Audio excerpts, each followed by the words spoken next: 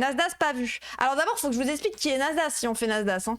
Je vais vous montrer un peu du contenu de Nasdaq. Soyez respectueux. Alors Nasdaq, en gros, mais abonnez-vous si vous en avez les moyens, bien évidemment. Nasdaq, en gros, c'est un mec influenceur. Un peu de chance au passage en vérité, je trouve que c'est le plus sincère en tout cas. C'est un influenceur qui a été top Twitch en une semaine avant de se faire ban. Et il y a eu pas mal de trucs assez problématiques dans son contenu.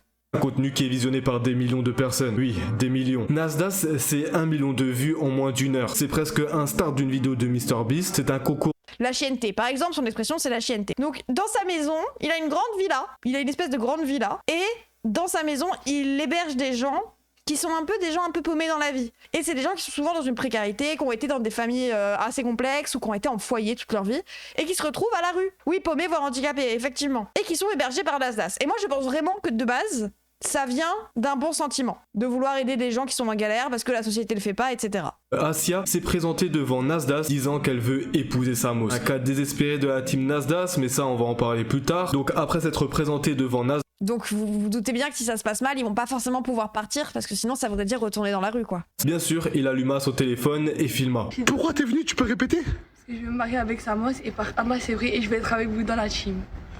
T'es venu pour te marier avec Samos? Et même j'ai regardé sur internet où t'habitais et j'ai vu que t'habitais à Saint-Jacques et du coup je suis mise dans le quartier. T'es venu pour te marier avec Samos et rentrer dans la team Nasdaq? Oui. J'ai demandé 1000 euros. On va voir si la banque elle va me les donner. Putain, 1000 euros. Il y a vraiment 1000 euros. Chut, arrête de trucs. Tiens, là 50 euros. Tiens. Voilà, madame. Donc là, c'est une meuf de 18 ans un peu paumée dans la rue qui a déménagé et elle, il me semble qu'elle a des pathologies mentales, quoi. Putain, mais tu commences à devenir une Nasdaq? Regarde ça. Bref, il y a tout un lore comme ça, etc., etc. Il faut savoir que dans le truc de la team Nasdaq, il y a eu parfois plusieurs problèmes, notamment une fois où ça a filmé des violences conjugales en rigolant. C'est-à-dire un mec qui s'engueulait avec sa meuf... Et il la tape. Passe ce signe de la main, un signe lui demandant de reproduire. Et il la tape. Et t'as Nasdaq qui rigole et qui publie la story. Et en soi, moi, je juge pas ni les gens qui regardent, ni forcément le fait qu'il crée ce contenu ou quoi, parce que c'est peut-être un mec qui veut juste filmer sa vie ou je sais pas quoi. Bon, et en gros, il est passé en effet en commission d'enquête. Salut YouTube! C'est un petit message pour te dire de penser à t'abonner, de venir nous rejoindre sur Twitch, et si jamais t'as envie de soutenir mon taf et que t'as les moyens, tu peux directement venir nous faire un don sur PayPal. Merci YouTube. Mais je trouve qu'il y a quelque chose de précis dans cette commission d'enquête, c'est qu'on évite les vrais problèmes. On évite les vrais problèmes, parce que je trouve qu'il y a beaucoup de choses à dire. Un signalement que nous avons pu recevoir sur le mail de la commission d'enquête. Merci les réseaux sociaux d'avoir formé cette génération de tarés sans cœur. Vous voyez, il est là le problème. Vous pensez vraiment que sur les réseaux sociaux, il n'y aurait pas eu... Vous pensez qu'avant, les gens étaient mieux? Les réseaux sociaux n'y sont pas pour rien, je dis pas ça, les gens. Pensez pas qu'il y a que ça, en fait. C'est toujours structurel. Hein. Ok, mais sans les réseaux sociaux, il ne serait personne. Ok, alors pourquoi... Ok. Gérard Depardieu a été quelqu'un sans les réseaux sociaux. Du coup, on fait quoi? On supprime le cinéma? Gérard Depardieu a meuf, juste sur présomption d'innocence. Hein. Voilà, les réseaux ne sont qu'un outil, ils reflètent leurs utilisateurs et la société dans laquelle ils évoluent d'ailleurs. Hein. En vrai, les commissions d'enquête, c'est une bonne chose pour notre démocratie. Oui, je trouve aussi. Les réseaux sociaux ont accentué les dérives en tout genre. Pas du tout. C'est pas du tout les insécurités, par exemple. Ou le racisme, la montée du racisme. Peut-être qu'il y a plusieurs choses, en fait. Par oui, ailleurs... la seule dérive accentuée, c'est celle de faire des explications super connes à des trucs compliqués. Oui, si vous pensez que juste les réseaux sociaux, ça règle le problème, venez, on interdit TikTok pour voir s'il n'y a plus aucun meurtre. Juste pour voir si on fait une nouvelle génération sans TikTok, sans réseaux sociaux et que jamais il y aura de problème. Mais sans rien changer d'autre à la société. On dit que ceux qui sont déjà passés, là, ils sont déjà passés. Mais les prochains, ils ont aucun réseau social. Par contre, tout le reste, on laisse. La montée du fascisme, CNews, tout le reste, c'est la mauvaise foi. Non, ce que je suis en train de dire, c'est que c'est multifactoriel. Et c'est que sur les réseaux sociaux, il se passe ce qui se passe dans le reste de la société. La misogynie n'existe pas que sur les réseaux sociaux. Par contre, elle l'amplifie. Le racisme n'existe pas que sur les réseaux sociaux. Par contre, il permet que tout le monde l'exprime à plus de gens. D'accord. Mais le problème n'est pas là. Le problème, c'est qu'il y a des gens racistes, tout court. Genre, la montée du RN, c'est pas TikTok. Hein. Week-end, il me semble, suspendre ces réseaux sociaux, mais vous aurez l'occasion, monsieur, de nous le rappeler. Auparavant, je vous remercierai dans votre propos introductif pas plus que 10 minutes. Vous pourrez commencer à nous parler, oui, le fou, pas plus de 10 minutes. De déclarer tout conflit d'intérêts, donc tout ce qui est lié à vos rémunérations qui viendraient des plateformes, notamment par exemple la part que TikTok peut représenter dans votre rémunération globale, essayer de nous donner ou d'estimer un peu la dimension de ce que ça peut représenter TikTok pour vous en revenus. Je pense qu'une grande partie vient de l'amour et de la considération des parents envers leurs enfants, plein de gens font des gosses mais passent leur temps à se déchirer devant eux. Pas forcément non plus. En fait, c'est genre, les gens, il faut vraiment partir du principe que c'est multifactoriel et que les réseaux sociaux, que vous le vouliez ou non, sont une image de notre société. Vraiment, en fait. C'est genre, les contenus qui marchent, c'est aussi parce qu'ils sont regardés. Et s'ils sont regardés, c'est parce qu'on est intéressé par ça. Dans une société qui ne se reflète pas et qui n'est pas une société purement intéressée par ce que Nasdaq fait, Nasdaq n'a pas de buzz. Par contre, une société qui est purement validiste, misogyne, etc., fait en sorte que Nasdaq a du buzz. Et que du coup, ça se transmet à d'autres gens. C'est pas que créer le contenu, c'est aussi le regarder. On est un reflet de la société, en fait. Puis les trucs qui fonctionnent, c'est les trucs format TV. Oui, et puis même avant ça, il y avait des livres. Il y avait des musiques qui transmettaient le même genre de discours. C'est pas supprimer la musique ou supprimer les livres qui fait que ce genre de discours ne prolifère pas plus. C'est le fait d'éduquer les gosses qui écoutent ce genre de musique. Je dis pas que tous les problèmes viennent des réseaux sociaux, mais ils sont facteurs aggravants. Oui, comme la musique, comme les livres. Bah du coup, faut tout interdire, hein.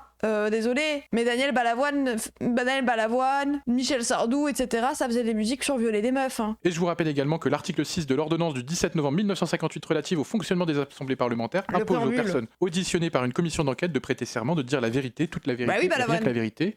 C'est pourquoi je vous invite à allumer votre micro devant vous, à lever la main droite et à dire « je le jure ». Je le jure. Merci. En commençant peut-être par nous expliquer, voilà, quelle part TikTok représente dans les revenus que vous pouvez percevoir et voilà, comment ça s'organise. Bon bah écoutez, pour répondre à votre question, TikTok, pour moi, en termes de rémunération, ça signifie, c'est rien, quasi rien. J'ai presque jamais touché d'argent. Genre c'est vraiment, si je devais donner un pourcentage sur mes autres rémunérations d'autres réseaux, je pense que ça représente 0,1%. Bah, vous pouvez nous donner un peu une idée de comment ça se structure, vos rémunérations sur TikTok TikTok et de manière générale, en volume, enfin, sur les, même sur les autres plateformes. Même sur les autres plateformes. Ouais. Snap, ça fait masse thune, ok. Le modèle économique, en fait. Je dois vous donner le salaire de mes autres plateformes. Pas précisément, mais globalement. C'est pour répondre sur une commission sur TikTok. Bah, en fait, on fait une commission d'enquête sur TikTok, mais on veut comprendre, en fait, plus largement le modèle économique des réseaux sociaux et ce qui fait que où est-ce que vous gagnez de l'argent, en fait, par quel biais, en fait. Moi, je suis pas TikToker, même si j'ai plus de 3,7 millions de followers sur TikTok. Moi, principalement, ma source de revenus, elle vient de Snapchat, c'est un autre réseau. Je gagne mon argent là-bas. Une ambiance. Et sur TikTok, comme je vous ai dit, j'en gagne très peu. Ensuite, il a 3,7 millions d'abonnés, le bâtard. Hein. Plateformes comme Instagram, très peu aussi. Et c'est pour ça que par quel biais c'est une rémunération à la vue sur Snapchat ou... Oui, à la vue. Ouais. Et aussi, quand il parle de la rémunération TikTok, il parle uniquement de la rémunération à la vue, qui peut être amoindrie en fonction du type de contenu. Mais quand tu ajoutes les dons et les collaborations commerciales, c'est un autre chiffre. Oui, bah techniquement, il ment pas du coup. Il demande combien il fait avec TikTok. Mais techniquement, quand c'est des dons, c'est pas TikTok. Ça passe par TikTok, mais c'est pas TikTok qui le rémunère. C'est pas de la société TikTok, c'est l'argent des gens. Et la rémunération, c'est le contrat avec la société dont il fait la pub. Donc en soi, bon, ça répond à la question, je pense. Placement de produits. Mais 80% de mes placements de produits aujourd'hui, si ce n'est plus, sont faits de manière... Enfin, c'est gratuit. Je partage beaucoup des commerces de proximité sur Snapchat. Putain. On a ce qu'on appelle la monétisation. Et plus on va faire de vues, plus on va faire d'audimat. Après, permettez-moi de rester transparent sur ça. J'ai le droit. Oui, bien sûr. Vous pouvez dire ce que vous voulez. Non, vous êtes libre. Hein. Vous êtes libre de dire tout ce que vous voulez. Et sur TikTok, je sais que c'est des vidéos de plus d'1 minute qui sont rémunérées. Je suis désolé, je préfère vous prévenir directement. Je suis pas du tout un expert de TikTok. J'ai des millions de followers dessus sur la plateforme, mais je suis pas un expert de TikTok. Moi, mon actif, je crois, j'ai qu'une petite soixantaine de vidéos sur TikTok. J'ai créé un compte, je crois, c'était en 2020, fin 2020. Je pense que voilà, en 4 ans, j'ai fait que deux vidéos de plus d'1 minute et j'ai dû lancer peut-être 10 lives. Ouais. Il a 3 millions d'abonnés. Encore plus transparent, je pense que j'ai pas dépassé la barre des 5 000 € sur TikTok en 5 ans. Il a pas été invité, il a été choisi sur un panel représentatif de 30 000 personnes sur les influenceurs les plus populaires. Oui, bah à ce moment-là, appelle la convention sur influenceurs. Bah après, je trouve juste que ça mélange un peu tout, que ça aurait pu faire des commissions différentes. Notamment là, le fait qu'ils soient en train d'interviewer les gens de TikTok, alors que bah ils pourraient aussi interviewer Twitch France, du coup, je sais pas. Twitch, Snap, je sais pas. Minaire, ou on passe directement aux questions de Madame la rapporteure. Bah, j'aimerais appuyer sur le fait que je suis un Snapchatter. TikTok, j'y vais plus en tant qu'utilisateur que créateur de contenu. Même moi, je suis victime du succès de TikTok. Ça se voit que les députés connaissent pas le sujet. Bah ouais. C'est bien noté. Madame la rapporteure. Merci beaucoup. Merci de votre présence. En effet, j'entends bien que vous avez assez peu de contenu, en tout cas que vous ne privilégiez pas TikTok, mais nous, ce qui nous intéresse de savoir, c'est en effet pourquoi vous êtes rendu sur cette plateforme. Qu'est-ce que vous voyez comme différence sur TikTok par rapport aux autres, notamment dans les contenus qui sont peut-être mis en avant. Vous voyez, on a beaucoup travaillé sur l'algorithme et sur le fait qu'ils mettent... l'algorithme a tendance à mettre en avant des contenus qui peuvent être des contenus un peu chocs, parce que c'est ça qui fonctionne évidemment, qui retient l'attention du public de manière générale et du jeune public. C'est beaucoup d'experts qui nous l'expliquent, mais vous pourrez d'ailleurs, si vous n'êtes pas d'accord, vous pourrez tout à fait me répondre là-dessus. Et j'entends aussi qu'il y a peu de contenu de votre part sur TikTok, pour autant vous êtes en effet suivi par 3,7 millions de personnes, et je voulais savoir un petit peu si vous aviez une connaissance de votre communauté, c'est-à-dire est-ce qu'il y a beaucoup de jeunes, et particulièrement beaucoup de mineurs, parce que vous savez que notre commission d'enquête, elle se centre vraiment sur sur les mineurs. Donc est-ce que vous avez, que ce soit dans les messages qui vous sont envoyés ou peut-être une façon de savoir s'il y a beaucoup de mineurs dans votre communauté? Ok, d'accord. C'était quoi le but de cette audition? C'est quoi le but de cette audition? Cette audition, elle vise à évaluer les effets psychologiques, entre guillemets, et les impacts que peuvent avoir des réseaux comme TikTok, bon, même s'ils ciblent TikTok. Moi, je suis assez d'accord avec toi, Spix. Peut-être c'est à cause de leur angle mort sur l'impérialisme américain et qui ciblent surtout l'impérialisme chinois. Le TikTok, c'est chinois. Est-ce qu'il y a des psys dans la commission ou que des élus? Bah, va y avoir des psys interrogés. Mais dans une commission, le bureau de la commission, on va dire, tout ce qui est rapporteur, etc., c'est que des députés à chaque fois. Parce que c'est au sein de l'Assemblée, ils ont des bureaux d'études, et bah là, c'est le bureau d'études, je pense, des réseaux ou je sais pas quoi, qui du coup a des députés EPR, des députés je sais qu'il y a des Logu, il y a Ali Diawara, etc. De base, moi, comme je vous ai dit, j'avais créé un compte, mais j'étais un simple utilisateur et pas un créateur de contenu. Mais c'est quand j'ai vu que toutes mes vidéos sont relayées sur TikTok et qu'elles prenaient des fois même plus d'ampleur que sur mon réseau principal qui est Snapchat, je me suis dit pourquoi pas me lancer. Écoutez, TikTok, je vais utiliser des termes de créateur de contenu. Pour percer, TikTok c'est un tremplin. Pour booster ses vidéos, TikTok c'est un tremplin. Pour gagner en visibilité et en autorité, ce serait mentir de dire que le réseau principal aujourd'hui, pour avoir plus d'audimat, c'est TikTok. C'est des comptes qui prennent la création de contenu de plein d'influenceurs, plein de créateurs de contenu, et qui les postent. Et quand je voyais que mes vidéos faisaient des millions de vues à travers ces vidéos, je me suis dit, vaut mieux que je me lance, et je me suis lancé, et voilà, je suis devenu créateur de contenu sur TikTok, mais j'ai posté qu'une 60aine de vidéos. Sur les jeunes, écoutez, je vais vous dire que je n'ai pas réussi à regarder le nombre de mineurs qui me regardent. En fait, je l'ai pas vérifié, mais c'est Hugo Décrypte dans la même commission qui le dit. J'ai regardé quand il est passé, mais après... Ah, les stats? Oui, ça se voit qu'il y a énormément de jeunes. L'écriture, la manière d'écrire, les commentaires, on voit bien que c'est un gamin de 14 ans ou 15 ans qui a écrit. Après, oui, au moins il est honnête. Au moins il est honnête là-dessus. Mais ça pose surtout une question, mais je pense que c'est une question qu'ils vont poser à TikTok, de comment TikTok réussit à réguler et à vérifier l'âge des gens selon les conventions qu'ils demandent. Parce que si c'est juste signer un papier comme sur Facebook de dire oui, j'ai plus de 13 ans, je m'engage à avoir plus de 13 ans. Bah oui, mais si t'interdis aux jeunes, mais qu'en même temps tu vérifies jamais ou quoi, bon. Alors, ma question, ce sera, qu'est-ce que vous considérez que votre contenu, il peut être abordé par des mineurs et par des très jeunes en particulier? Moi, en fait, je le vois pas avec des stats. J'ai encore la chance de vivre en France, plus précisément à Perpignan, dans mon quartier à Saint-Jacques, quartier Saint-Jacques. C'est là-bas où je me suis fait connaître, c'est là-bas où j'ai commencé mes vidéos. Ça fait maintenant 6 ans que je suis sur les réseaux sociaux et que je suis créateur de contenu, et je vois énormément de familles. Il y a autant de papas et mamans qui prennent des photos avec moi que de jeunes enfants. Je le reconnais. Vous pouvez le voir dans la presse, bien avant cette commission. Énormément de jeunes mineurs qui fuguent de leur ville pour venir à Perpignan. J'ai vu des enfants de 10 ans. J'ai vu des enfants de 10 ans, 11 ans, à 2h du matin en train d'attendre au quartier Saint-Jacques, en train de dire je veux voir Nasdaq. Ah bah oui, je suis en train de vous le dire. Et j'ai déjà répondu avant à la presse. Pas aujourd'hui, mais dans de nombreuses interviews, sur mes réseaux, c'est devenu aussi un fléau pour moi. Un certain nombre de mails de personnes, alors c'est pas forcément le sujet, c'est un sujet connexe, mais de personnes de votre quartier qui aussi se plaignent des effets collatéraux, on va dire, de ce qui se passe chez vous. Mais donc vous êtes quand même indirectement responsable de ces jeunes qui viennent, parce que s'ils viennent, c'est qu'ils ont bien vu que d'autres jeunes auparavant étaient venus et avaient obtenu l'hébergement, de l'argent, une notoriété peut-être. Donc vous êtes quand même responsable de ça. Non, oui, je reconnais que j'ai une part de responsabilité. Mais il faut voir les vidéos que je fais. Quand moi, un gamin de 10 ans vient au quartier Saint-Jacques, j'appelle de suite, premier réflexe, c'est sa maman. Et quand sa maman me dit « gardez-le avec vous, il vous aime trop », vous pensez pas que les parents... Mais je crois qu'il y a un problème de daron là. Après, comment tu te retrouves avec un gosse qui a 10 ans, c'est ton adresse et il va? Je vous le donne, bah... Écoutez, je vous ai beaucoup écouté, enfin très peu, pour vrai dire, je vous ai pas... Juste là avant... Quoi? Je vous ai beaucoup écouté, en fait non. J'avoue, j'ai menti il y a une seconde. Et quand sa maman me dit... gardez-le avec vous, il vous aime trop. Vous pensez pas que les parents ont une part de responsabilité? Après, là, on est sur des darons qui sont dépassés aussi. Il n'y a pas d'aide aux darons. En vrai, je pense, là, la question que ça peut poser, c'est aussi pourquoi il y a des darons quand ils sont à ce point avec leurs gosses, qui sont désespérés, qui n'ont pas d'idée de pauvres gosses. Bah déjà, pauvres gosses aussi d'entendre ça. Pourquoi ils se doxent aussi? Mais non, mais c'est pourquoi il y a des darons quand on arrive à être au bout du rouleau, qui arrivent pas à gérer avec leurs gosses, Moi, j'ai encore envie de remettre la question. En fait, moi c'est souvent on en revient toujours au... Il y a des darons, ils doivent aller travailler pour nourrir leur foyer et tout. Qui ont un gosse qui est un peu en décrochage et qui arrive pas à gérer tout en allant bosser, bah... Faut tout un village pour éduquer un enfant. Bah oui, le communisme, Mais je pense que c'est un tiers de désespoir pour dire ça aussi. Pas pointer du doigt juste la démission de daron, c'est pourquoi la démission de daron? J'ai l'impression qu'on parle très peu des responsabilités des parents. Vous savez, moi, je suis papa aujourd'hui. Ça fait un an que mon fils est né. Je pense que si mon fils... à l'âge de ses 15 ans, il va aller voir une star, une personne influente, je ne le laisserai pas. Je suis tombé, et je le jure, j'ai juré, j'ai fait serment, je ne peux que dire la vérité. Je suis tombé sur des cas par centaines où des parents me disent « garde-le ». Est-ce que vous trouvez ça normal? Et oui, j'ai cette part de responsabilité, je filme. Mais il faut voir ensuite la morale. Il y a toujours une morale dans les vidéos. Je dis, je le redis, et vous pouvez aller vérifier. La morale. Arrêtez. Ne venez pas. Les fables de Nasdaq. Arrêtez de croire aux rêves Nasdaq. Et parmi les personnes, j'ai pris les personnes, je viens d'un quartier, un des quartiers les plus pauvres de France, laisser une gamine, je ne sais pas moi, de 17, 18 ans, à 3h du matin au quartier, C'est pas sa faux, mère ouais. me supplie de l'héberger et demain de lui prendre un train, je le fais. Et j'appelle les parents et je demande si ça peut servir comme exemple. J'ai ce côté généreux-là. Je reconnais que j'ai une part de responsabilité, mais quand un jeune arrive au quartier, j'appelle directement ses parents. Ah ouais, c'est triste. Arrête de faire croire à ce rêve alors, arrête de vendre ce rêve, je sais pas. Bah après, les gens, il arrive à faire du contenu en aidant des gens. En fait, c'est genre, ça reste un truc de base qui vient d'un bon sentiment. Moi, je vois vraiment la sincérité de, oh bah, il voit des gens dans la rue, ça le touche. Oui, comme dit Stiam, ça a dû le toucher pour de vrai, tu vois. Genre, c'est en mode, bah, il se retrouve avec des gosses qui sont perdus, qui ont pas de thunes, qui sortent de foyer et tout. Il a envie de les aider parce qu'il y a de la thune. Genre, il y a un vrai truc sincère. Mais du coup, sa générosité, il en tire du pognon quand même. Bah, bien sûr, moi, je pense que c'est un mec qui s'est fait full matrixer par la gamification et l'algorithme.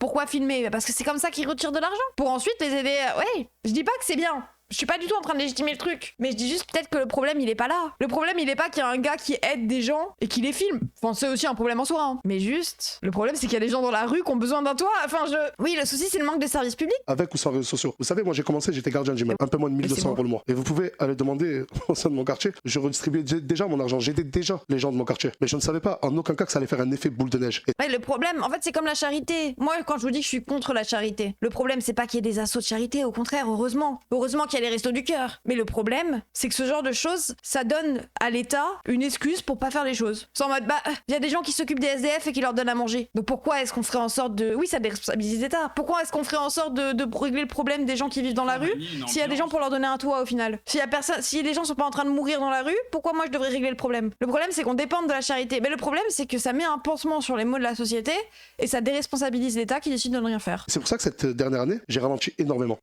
sur les vidéos, sur les dons. Oui, j'ai le Je le fais, mais je le filme plus. J'ai cette responsabilité, oui, mais derrière mes vidéos, je le dis, arrêtez de venir. Je l'ai dit, et comme je vous l'ai dit, vous pouvez aller vérifier. Mais aussi, je suis désolé, mais une responsabilité parentale. Moi, ces gamins, je suis ni leur père ni leur mère. Et si le papa et la maman pensent que c'est normal que leur enfant de 14 ans soit à 600 km de chez eux, qu'il ait fraudé le train, ça aussi c'est alarmant. Et eux aussi ont leur responsabilité. Alors, c'est peut-être l'histoire dans l'histoire, mais il y a aussi beaucoup de jeunes qui sont des jeunes de foyer, donc qui relèvent de l'aide sociale à l'enfance, donc ça leur fait genre une En fait, espèce de... c'est badant parce que les députés, ils sont en train de dire, vous avez vu, il y a plein de gens qui ont des problèmes. Bah oui, vous êtes député. Pardon, elle est macroniste. double peine, de double désillusion, c'est-à-dire qu'ils ont à la fois dû subir des choses de la part de leurs parents et ensuite se retrouvent à être aérés dans les rues et dans votre quartier pour essayer peut-être d'obtenir quelque chose. Ça reste quand même un vrai sujet problématique et donc vous en avez... Tu es macroniste. Tu crées ces gens. Tu crées la misère de ces gens. Genre, c'est limite. C'est ton président et c'est ton idéologie macroniste qui fait qu'il y a de plus en plus de gens dans les foyers, de plus en plus de gens précaires, parce qu'on me rappelle que les inégalités augmentent, mais d'une folie depuis qu'on est sous Macron. Responsabilité parentale, donc sociétale, donc étatique, donc la faute de ces crises de députés. Mais oui, c'est qu'elle est en train d'énumérer les problèmes qu'elle ne règle pas en créant des lois. Après, je dis pas que c'est elle individuellement, tout seul, qui a le problème, mais c'est juste, si tu es d'accord avec l'idéologie macroniste, tu ne devrais même pas voir ça comme un problème en fait. Oh bah c'est juste le ruissellement qui marche pas. Ont à la fois dû subir des choses de la part de leurs parents et ensuite se retrouvent à être aérés dans les rues et dans votre quartier pour essayer peut-être d'obtenir quelque chose. Ça reste quand même un vrai sujet problématique et donc vous en avez conscience. Elle est en train de dire des gens ont des problèmes, en essayant de les aider, vous leur en donnez plus. Ce qui est vrai en soi. C'est en mode peut-être que Nasdaq ne serait pas en train de rajouter des problèmes aux gens qui ont des problèmes si t'étais toi-même en train d'essayer de gérer étatiquement avec les services publics que vous êtes en train de défoncer les problèmes. Mais qu'est-ce que vous faites si d'une main vous dites qu'en effet c'est pas bien qu'ils doivent pas devenir, mais de l'autre vous continuez à alimenter cette espèce d'espoir, on voit bien que c'est peine. Madame, je vais pas arrêter de vivre, je vais pas arrêter de créer du conflit. Correctement, bah oui. Écoutez, moi... Après lui-même, il est bon, bref, il est sûr que la plus-value de leur misère c'est d'un cynisme étourdissant. Bah oui, sauf que du coup ça me donne quand même de la... Genre ça me saoule de sa part parce qu'il exploite la misère et en plus c'est des gens qui deviennent dépendants. Parce qu'en soi lui, il est dépendant de ces gens pour créer du contenu et se faire de la thune. Mais les gens qui sont chez lui, qui vivent chez lui, qui sont dans des situations précaires, ils savent que s'ils partent parce qu'il y a un problème, parce qu'ils aiment pas, parce qu'ils subissent des violences, ils vont se retrouver dans la rue. Donc ils partent pas parce qu'ils sont dépendants de lui, c'est horrible. Bref. Mais le fait que ce soit des députés qui créent cette misère et qui suppriment de plus en plus le RSA. Ils viennent de supprimer le RSA, le conditionner à un travail de 15 heures pour toucher 500 balles. Ils créent la précarité. Ils créent les gens qui vont aller chez le Nasdaq pour demander de l'aide. Et après, ils viennent dire attendez, vous vous rendez compte, il y a des gens qui viennent vous voir, vous vous rendez compte que c'est problématique. Laisse le RSA peut-être. Eux, ils sont en costume, donc ils sont blancs comme neige. Bah oui, mais oui, d'accord avec toi. Et moi, le problème, c'est qu'il y a des mômes qui pensent peut-être à raison que Nasdaq, c'est leur seul espoir dans la vie, ça craint. Bah oui, faudrait peut-être laisser les services publics, laisser le RSA. Et encore le RSA, faudrait peut-être augmenter le RSA. Ouais, faut l'hypocrisie des deux côtés là. Je l'assume pleinement. Quoique lui, il assume au moins sa responsabilité. Eux, ils s'en rendent même pas compte. Hein. Bon. Et je vous l'ai dit, je prends parole devant des millions de personnes. Vous savez, je m'en vante pas en toute modestie. En 1 heure, je fais entre 2 et 3 millions de vues. Et devant ces millions de personnes qui me regardent, je reçois aussi énormément de vagues d'insultes. Hein, quand tu veux plus aider, t'as changé Nasdaq. Je reçois une vague d'harcèlement. Je m'en fous. Je fais, je dis. Et à Perpignan, il y a même une équipe d'amis qui m'entoure. Appelle la police. Quand il y a des jeunes qui viennent, la police me disent est-ce qu'ils montrent des photos? Je leur dis ouais, il était là ce matin. J'aurais trop aimé qu'ils prennent cette ligne, je pallie à votre défaillance. Ouais, mais en même temps, j'ai l'impression qu'ils ont bien choisi leurs influenceurs. Mais c'est pas pour... C'est Snap, pas TikTok, Imo, il a rien à faire là. Oui, c'est aussi pour ça que je me demande pourquoi il est là. Mais les députés, bon. Pour autant que si j'ai bien compris, ils ont choisi les influenceurs avec une enquête auprès des utilisateurs des réseaux en demandant qui leur semblait les plus pertinents. Oui, qui leur semblait aussi le plus problématique. Mais je suis un peu en mode, putain, ils ont pas étudié le sujet, quoi. Enfin, oui, ils ont pas assez étudié le sujet, quoi. Écoutez, avant que ça devienne un fléau, je le faisais déjà. J'aime aider, en toute modestie, je suis généreux. Oui, ils connaissent à peine, j'ai ralenti. Entre il y a 3 ans et cette dernière année-là, j'ai peut-être ralenti à 80-90%. Et c'est pour ça que je me suis même isolé dans une villa. Mais j'ai fait. Aujourd'hui, vous me dire que je le condamne, oui, je trouve qu'il a sa place quand même. Je le condamne et je ralentis. Mais je ne peux pas m'arrêter. Dans ce cas-là, sinon on accuse tout le monde de tout. Je suis désolé. J'ai fait des choses, j'ai fait de la prévention. J'ai demandé d'arrêter ce qui se passe à Perpignan, avec la police, etc. Limite, on les aide des fois à récupérer ces mêmes jeunes. Et sur les jeunes, c'est vrai qu'il me fait bien de me faire penser, les jeunes de foyer, ça représente beaucoup de jeunes. Écoutez, je suis pas un expert en tout ce qui est éducation nationale, les jeunes, foyer, etc. Mais j'entends des témoignages venant de ces jeunes. Est-ce que c'est normal que ces mêmes jeunes-là fuguent, quitte à dormir dehors pour venir voir Nasdaq? Et là, il pose la vraie question. Pour plus se sentir en sécurité des fois que dans certains foyers. C'est peut-être pas une autre question que là qu'il faut soulever. J'ai vu par des vidéos, j'ai entendu des témoignages de ces jeunes-là. Nas, on ne veut pas dormir chez toi. On veut juste être en sécurité dans ton quartier, s'il te plaît. Sauf, en fait, j'ai l'impression qu'ils ont quand même pris des influenceurs pas trop politisés. Je sais pas si c'est à dessein, s'ils l'ont fait exprès, mais le fait est que là, je pense qu'il le dit comme une fatalité. Il le dit pas en mode oui, c'est votre faute en plus, madame, vous êtes macroniste. Genre, c'est ce truc de, il le voit comme une fatalité, comme si il y aura toujours de la misère et on fait pas exprès, c'est la misère. Sauf que nous, en fait, cette meuf crée la précarité et de la misère. Littéralement, je répète, ils ont supprimé le RSA. Ils ont conditionné le RSA à 15 ans de travail, donc techniquement, ils l'ont supprimé. Sauf qu'il exploite les jeunes en détresse pour se faire du fric qui résout rien. Et je pense pas que ça soit considéré. En fait, je pense, Mr. H, si on va dans l'intentionnalité, je pense pas que ce soit son intention de base. Je pense que de base, il est honnête dans le sens de j'aide les gens. Mais qu'il se fait avoir par le fait que ça soit un algorithme et qu'il y a une gamification. Mais je pense que de base, ça part vraiment d'un sentiment honnête. Après, c'est peut-être moi qui suis d'élu et qui crois trop en l'être humain, hein. Mais je pense pas que de base, il y a une volonté d'exploiter des gens. Pour moi, ils ont fait ces procès pour le buzz politique. On a besoin aussi. Je suis pas sûre, mais bon. Ils ont été choisis par un questionnement. Oui, je sais. Et j'ai fait serment. J'ai porté serment là, il y a quelques minutes en arrière. Tout ce que je dis, c'est la vérité. Il y a aussi cette responsabilité de l'État. Non? Ils s'en mettent quand même plein les fouilles. Je dis pas le contraire. Pour le coup, je connais très bien ce sujet de l'aide sociale à l'enfance. Il y a une commission d'enquête qui s'est tenue juste avant et que je présidais. Donc le sujet, en effet, n'est pas d'évincer des problématiques que notre pays traverse. Et évidemment, l'aide sociale à l'enfance, c'est un vrai sujet. C'est une politique qui aujourd'hui mérite beaucoup plus de moyens qu'elle n'en a aujourd'hui. Mais c'est pas le sujet. Enfin, j'allais dire. Bah oui, là, c'est politique ce qu'il dit, bien évidemment, Cramsy. Mais c'est politique. Sauf qu'en fait, eux, ils peuvent. En fait, vu qu'il est pas assez politisé ou qu'il est pas assez renseigné, ce que je peux comprendre de fou, il peut pas garder sur cette ligne. Parce qu'en vrai, là, je trouve que c'est le moment où c'est le plus pertinent, quoi. C'est le moment où il dit putain, mais frérot, en fait, regardez, s'il y avait pas de gens dans la rue en train de me demander de les aider, à cause de la casse du service social, à cause de la ligne, à cause de vous, madame la macroniste, bah là, ça les obligerait eux-mêmes à changer d'angle, quoi. Et c'est ça, en fait, j'ai l'impression que bon, c'est la méthode qui lui reprochait, pas le but. Ouais, c'est ça. Ajouter de la misère à la misère, c'est-à-dire que vous ne résolvez pas leurs problèmes à ces jeunes-là. Mais vous non plus. Et ma question, c'est ensuite par rapport à ce que vous pouvez expliquer vos propos tenus récemment sur le fait que vous alliez quitter les réseaux sociaux. Est-ce que vous pouvez ensuite nous en dire un peu plus sur les motivations? Je rajoute de la misère. Non, ça, je peux pas vous laisser le dire. Ça, c'est pas vrai. Sortez-moi une seule vidéo où j'ai demandé à ces jeunes de venir. Sortez-moi une centaine de vidéos où j'ai demandé à ces mêmes jeunes d'arrêter de venir. Oui, je sais, Bernomalis, mais ça reste bon. On peut collaborer ensemble, on peut même, si vous voulez, travailler ensemble. Et dites-moi, vous, ce que je dois faire.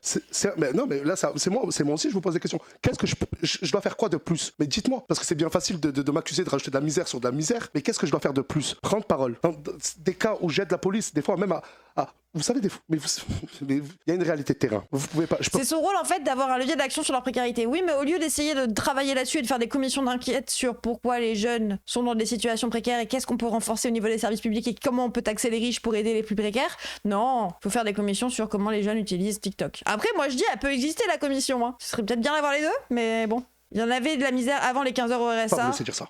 En plus, pas grand monde n'est radié pour ça. Oui, non, mais celle chez Chris, t'es au courant de l'augmentation des inégalités sociales et de la pauvreté depuis qu'on a les macronistes au pouvoir. Genre, on est sur du factuel là quand même. Ça a été prouvé par limite même les économistes macronistes, ils l'avouent et ça les dérange pas tant que ça. Hein. Je ne leur ai jamais demandé de venir. Oui, non. Mais c'est pas parce que non, mais attendez. C'est pas parce que j'aime. Vous savez, il y a des clips de rap, il y a des films, il y a tout type d'art, d'accord? C'est pas parce que je vois que. On va tomber dans la bêtise, je suis désolé. C'est pas parce que j'ai vu que Omar Sy dans le film Intouchable, il aidait une personne que je vais aller camper devant chez lui. Mais faut. Mais non, mais qu'est-ce qu'en fait vous êtes en train de me demander à moi, créateur de contenu, d'arrêter des jeunes de mon quartier, car ça donne envie à d'autres jeunes sous la responsabilité de l'État de venir. C'est ce que vous êtes en train de me dire? Oui. Du coup, je n'exerce plus mon métier. Du coup, je ne crée plus de contenu. Du coup, vous me dictez ce que je dois créer comme contenu. Ah non, Nazas, tu ne dois pas aider ces jeunes-là parce que ça appelle. Vous voyez, là, ils partent. Il a été précis et d'un coup, il part de son contenu. Des jeunes de mon quartier, car ça donne envie à d'autres jeunes sous la responsabilité de l'État de venir. Des jeunes sous la responsabilité de l'État. Il aurait dû s'arrêter là. C'est ce que vous êtes en train de me dire? Oui. Du coup. Sauf que l'angle, c'est. Mais du coup, vous me dites comment je dois faire mon contenu. Ça y est, il parle de responsabilité de l'État. Bah oui, ça fait appel d'air. Non, les gens. Là, le problème de ce genre de choses, c'est pas que le don existe, qu'on fasse de la charité. Je suis pas en train de vous dire il faut supprimer la charité. Je suis en train de vous dire que la charité, faire des dons, si ça rajoute de la misère à la misère, parce que ça donne une excuse à l'État pour ne pas régler les problèmes structurels. Si les pauvres ils trouvent à quoi manger sans qu'on ait besoin d'agir sur les inégalités sociales, bah tant mieux. Super les restos du cœur. Bah agissons pas sur les inégalités sociales. L'État devrait trouver un moyen de faire en sorte que personne ne soit à la rue et que personne ne bouffe pas. On va baisser encore les aides. Bah oui, regardez, en fait, au final, les gens vont bien, ils mangent tous. On peut encore plus baisser un peu les aides, tu vois, on a peut-être un peu trop mis. Du coup, il y a encore plus de gens qui vont finir au resto du cœur. Et c'est ce qui se passe actuellement. Hein. Si vous êtes efficace dans le remplacement des services de l'État, vous aurez des problèmes. Ben ouais. Oui, et si les associations existent, c'est parce qu'il y a des problèmes. Je n'exerce plus mon métier. Du coup, je ne crée plus de contenu. Du coup, vous me dictez ce que je dois créer comme contenu. Bah oui, c'est bien. Ah non, Nazas, tu ne dois pas aider ces jeunes-là parce que ça fait un appel d'air, tout le monde vient, ça crée un effet de boule de neige. Je fais de la prévention. Du coup, on laisse les gens crever jusqu'à ce que l'État se réveille. Spoil, alerte, ça ne sera pas cette décennie. D'accord. Donc tu légitimes le fait que l'État ne fasse rien. Bon, donc pour toi, c'est ok que l'État ne fasse rien. C'est ça que tu dis. Désolé, hein. Un grand macroniste qui fait des dons au Resto du Cœur tous les ans, mais qui continue de voter des lois pour qu'il y ait de plus en plus de gens dans la rue, c'est hypocrite. Je demande à ces jeunes de ne pas venir. Mais comme je vous ai dit, je ne peux pas m'arrêter de vivre. Mais les gens, je suis pas en train de vous dire qu'il faut supprimer les assos. Nique les assos c'est le pire. Je suis en train de vous dire que malheureusement c'est ambigu en fait. C'est que moi aussi je fais des dons à des associations. Ma grand-mère travaille littéralement au Resto du Cœur. Enfin travaille, non, elle est retraitée, mais elle y va. Elle est bénévole. Mais juste, vous voyez bien l'hypocrisie de l'État. Moi, si je donne à quelqu'un qui en a besoin maintenant, je vais pas attendre que l'État se réveille, mais je vais militer pour que l'État gère ça. Bah oui, c'est ce que je vous dis. Sauf que là, on est sur une meuf macroniste qui ne milite pas, qui vote Macron, littéralement, puisqu'elle est macroniste, elle vote elle-même, tu vois, qui passe des lois à l'Assemblée qui crée de la précarité et qui reproche à un mec de rajouter de la précarité. Enfin, ces gens-là sont en mode les associations, c'est très bien. Ah oui, hein, je donne au Resto du Cœur. Mais jure, c'est trop bizarre.